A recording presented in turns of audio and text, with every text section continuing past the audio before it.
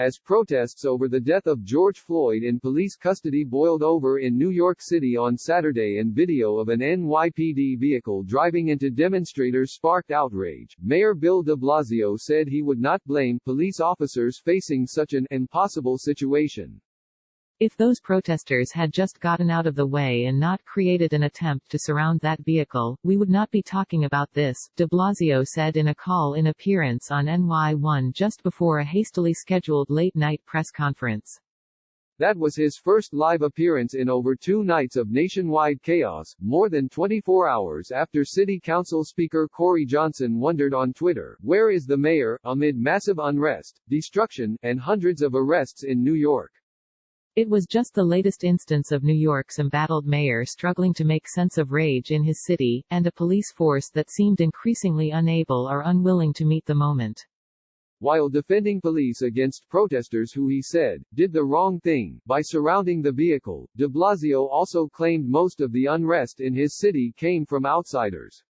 He said he'd been on a text chain with other mayors who reported on newly arrived groups of mostly white outsiders, an oblique reference to left-wing black bloc types from the mayor who's often blamed Donald Trump for inspiring ugly acts in New York, sparking confrontations with the police. People who represent the communities of our city and the residents of our city are not joining negative and violent protests. You can see it with your own eyes, he said at his press conference as NY1 showed him on a split screen with a crowd watching a police car burning by Union Square. They're just not participating in it. In fact, in Flatbush earlier Saturday, police had deployed pepper spray as some protesters hurled bottles of water, bricks, and slabs of concrete at them. In Union Square, a slew of windows were smashed before cops used tasers to corral a smattering of protesters. One Brooklyn resident there, Mark, who asked for his surname to be withheld, said he witnessed the NYPD van plow into the group of protesters earlier in the evening. "I thought it was going to hit me, but then it hit a bike," he told the Daily Beast. "It was unbelievable. The police were inhumane, they didn't care about the people. One tried to tase me and another man."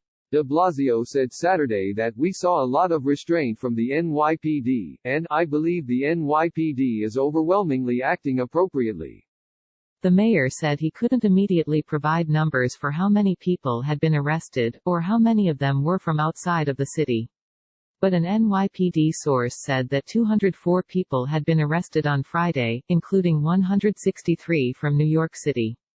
While most of those people were quickly released, 2 sisters from the Catskills faced federal charges after allegedly trying to throw a Molotov cocktail into a NYPD van in Brooklyn. Another protester, Amira Dunn, 23, said the police response on Saturday to the latest round of unrest had been mixed. While some aggressively corralled protesters, she said, others seemed humble. "There's so much hatred, so much insecurity, but I looked some in the eye and it looked like they were gonna cry," she told the Daily Beast. Despite his call Saturday for New Yorkers to go home, de Blasio said that there was no need for a curfew in New York, as other mayors had imposed, given the size of the NYPD. Still, accounts of residents being roughed up, a journalist was seen being led away in handcuffs in Brooklyn on Saturday evening, sparked concerns that America's largest police force was again unmoored. The latest fit of rage over local and national policing came just a day after an NYPD officer was filmed shoving a woman to the ground and calling her a "stupid fucking bitch." But that incident, and the van bashing into protesters on Flatbush Avenue in Park Slope Saturday, didn't seem to register with cops in Manhattan hours later.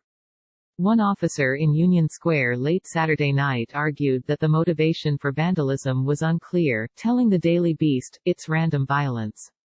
It's just rioting." Around the same time, a number of protesters lit trash cans on fire and the scene escalated, with demonstrators chanting, "Black Lives Matter." Police attempted to arrest one man who resisted, and was wrestled to the ground and then tasered multiple times. With reporting by Rachel Olding, Lachlan Cartwright, and Danny Gold. Dozens of U.S. cities were still reeling from a brutal wave of protests when violence spread further across the nation Saturday, with patrol cars torched, buildings set ablaze, cops attacked, and police firing tear gas and rubber bullets at crowds from coast to coast. Police and military reinforcements, curfews in major metropolitan areas, and impassioned scoldings from elected officials did little to quell the rage that erupted after a day of mostly peaceful demonstrations over the death of George Floyd. As late afternoon bled into evening and night fell, reports of clashes from Buffalo to Seattle began pouring in, raising the question of how long the nationwide unrest might last, and how it might end. Whether it was Philadelphia or Washington or New York, the confrontations unfolded with a sudden ferocity. Bank windows were smashed, anti-police slogans were scrawled on squad cars with busted windshields, infernos dotted the landscape. By Sunday morning, more than 1,400 people had been arrested across 22 cities, according to NPR. More than 345 people were arrested in New York City overnight alone. Elected officials blamed outsiders for fueling the anarchy, which resulted in hundreds of arrests, injury to both police and civilians, and massive destruction. Clashes between police and protesters were reported in cities large and small: Fayetteville, North Carolina; Rochester, New York; Grand Rapids, Michigan; Cleveland; San Diego; and Los Angeles. One person was killed in Indianapolis and several others were shot as police investigated multiple shootings across the city. NYPD Police Chief Randall Taylor said in a late-night press conference that no officers were involved in any of the shootings among protesters. "Enough is enough," he said. "Indianapolis, we are better than this. Downtown is not safe at this time." In Chicago, a brawl broke out between demonstrators and police officers, and a video posted to Twitter showed 3 cops outnumbered by a mob that descended and began beating them, while others tried to shield them. Police vehicles were also smashed up, the tires slashed, and some demonstrators threw eggs at police officers. Police shut down Lake Shore Drive in both directions. Mayor Lori Lightfoot gave the agitators a tongue lashing, drawing a distinction between those genuinely grieving Floyd, who died while a white cop knelt on his neck, and those who came armed for what she described as all-out battle. "You don't come to a peaceful protest with a bowling ball," she thundered. "You don't come to a peaceful protest with bottles of urine to throw at police." Just near the White House around Lafayette Park, protesters moved from street to street, engaging in skirmishes and shouting matches with D.C. police. Tear gas and flash bangs were deployed on several major intersections just a stone's throw from the West Wing and other federal buildings. Fires were lit, windows broken, bottles hurled. Several local businesses were defaced with "Fuck Trump" and "Fuck 12" graffiti. And crowds of demonstrators and activists traded chants, "Hands up, don't shoot," versus police orders to "Move back, move back, move back." Through it all, President Trump followed the action closely, with his senior aides debating into the evening the best course of action. According to 2 administration officials, tonight in Washington, "I see another chance for him to be the law and order president," a White House official messaged the Daily Beast around 11:30 p.m. as the standoffs in the streets continued apace. New York City was gripped by conflict for the second night as the NYPD squared off against hundreds of people out on the streets of Manhattan and Brooklyn. One of the most disturbing scenes of the night was video of an NYPD SUV that appeared to be deliberately driven through protesters blocking its way or clambering onto it. In Flatbush, an NYPD squad car was set ablaze and a van was smashed, prompting police to deploy mace and make arrests. Protesters were seen throwing bottles of water at officers, and at least one cop was hit with a piece of concrete in the neck. In Manhattan, near Union Square, several hundred protesters had been peaceful, even dancing in the streets, before the tenor suddenly shifted. Shop windows were smashed in and at least 4 NYPD vehicles were set on fire. The crowd cheered every time one of the cars exploded. Amira Dunn, 23, said the police response varied, from aggressive cops who aggressively corralled crowds to others who seemed almost humble. "There's so much hatred, so much insecurity, but I looked some in the eye and it looked like they were gonna cry," she said. As the night went on, it seemed like every major city had become a flashpoint. Miami streets were filled with smoke as several cars burned and police deployed tear gas in a bid to disperse protesters, and against that dystopian backdrop, fireworks suddenly lit up the sky as part of a previously scheduled display to honor health care workers. Seattle protesters took over roadways, shattered store windows, and several cars were set on fire. One protester was spotted carrying around an AR-15, but was quickly disarmed by a security guard. With almost no notice, the mayor imposed a 5 p.m. curfew due to the extremely dangerous situation unfolding in the city. Rallies in Philadelphia abruptly spun out of control, with some in the crowd smashing in windows at City Hall and setting off fireworks. Footage showed several police vehicles on fire, and the Philadelphia Inquirer reported that demonstrators had begun hurling things at SWAT officers. The police commissioner later said at least 13 officers had been injured, and there were also reports of looting.